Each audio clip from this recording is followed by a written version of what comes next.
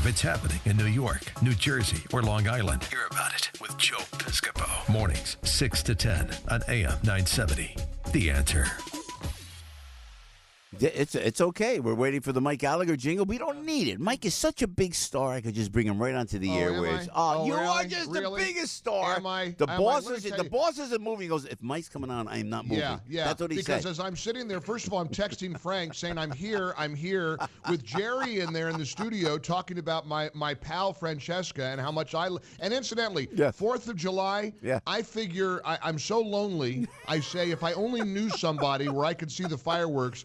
You know what I did? I took my fat butt and ran all the way to the east side by myself, braving the gazillions of sweaty people, trying to look at the fireworks all by myself. What I would have given for a night on the boat, if I only knew somebody who could have said, Mike, would you like to see the fireworks from this beautiful yacht where Francesca's touch of class, who has just entertained so many thousands of people over the years. But no, I'm all right, Jerry. Don't worry about me. And of course, Jerry is classic. Comes into your studio. Oh, all I'm doing is promote. Oh, you guys. Oh, Joe and Al and Frank. Now, when he comes into my office, it's like, all I ever do is promote Mike Gallagher. I mean, Mike Gallagher. It's just, Jerry is brilliant. He's the best general manager in America. Yeah. He knows how to manage crazy talent better than anybody. And when you know that old saying, when you're in the room with him, you think like you're the most important guy. Well, that's it. I just realized what it feels not to be the most important guy as I hear about his VIP tour of the 4th of July and how he had to sing the praises of Joe and Frank and Al all night. That's good. The boss is next to me. You know what, though, boss? I got to tell you something. I know, Mike, you really did run to go see those fireworks. I took pictures like a dummy. I decided I wanted to. I'm sick of sitting in my apartment and watching them on TV. I thought, I live here. Let me go see him for once in a while. And I'm by myself, and I kept thinking, boy, if I only, and I mean it, if I just knew somebody that could get me like a seat on a nice, beautiful yacht to see a great, and I'll bet the view was really, really rough, wasn't it, Jerry? I bet it wasn't a bad view underneath the fireworks. No. I have pictures. If you come in later, I'll show you. Thank you. But by the way, you were missed. Oh, thank you. Well, I would have been there. I'd have been there. I might have even done a little, sit down, you're rocking the boat in the background of Joe Piscopo's New York, New York. We could have done a duet, But no. That's what we got to do at the cruise. Have Mike sit down, you're rocking the boat. No. Yes, live. Listen, singing Mike Gallagher Joe, live. No, this would be great. Come on. No, that's your gig. You are the master. Can I entice you with fireworks? If we have some fireworks? Mike, unfortunately, didn't make the invite list for this year's cruise. I'd have been happy on the dinghy. If you could have pulled me on the dinghy behind the yacht, I could sit in the little rubber boat and just wave and say, I'm somebody. Jerry Crowley remembered me. It's okay. It's okay. They're just piling on. But I walked into this, guys. He knows. No, it's okay. The musical Chicago. I'm just like Mr. Cellophane. Who's got the office in the whole building? I'm just saying, Mike. Well, I'm the only one that works in the office all the time. No, his has heat. His does have heat and a TV. Yeah. Oh, come on, Mike. Come on. We love you. You know that. You're the guy. You're the guy. A wet bar, a couch. Got it all. Freshen that drink, Mr. Piscopo. Right this way. Freshen this drink. Freshen your drink.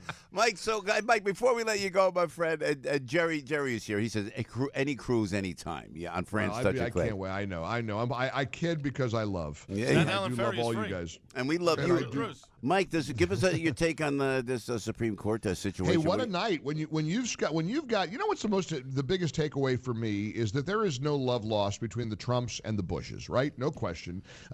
President Trump beat up Jeb Bush pretty soundly on those debate stages, and the Bush family has really never forgotten it. George W. Bush and George H.W. Bush not even voting for Donald Trump. This is a guy, this Brett Kavanaugh, whose wife was George W. Bush's personal secretary in the White House. Now, that tells you something about Donald Trump because, this is a guy who feuds, and the president has a long memory, and he remembers that. This is a guy who, for him, it didn't matter. What mattered to him was who was the most qualified jurist to be considered the next Supreme Court justice. And the idea that, and even the New York Times, Maggie Haberman, all these articles in the Times, Akil Reed Amar, a liberal's case for Brett Kavanaugh. Here's a liberal writing in the New York Times, and I know this will scare the heck out of a lot of conservatives, but a professor at Yale Law School saying the nomination of Kavanaugh is to be the next Supreme Court justice is President Trump's finest hour, his classiest move.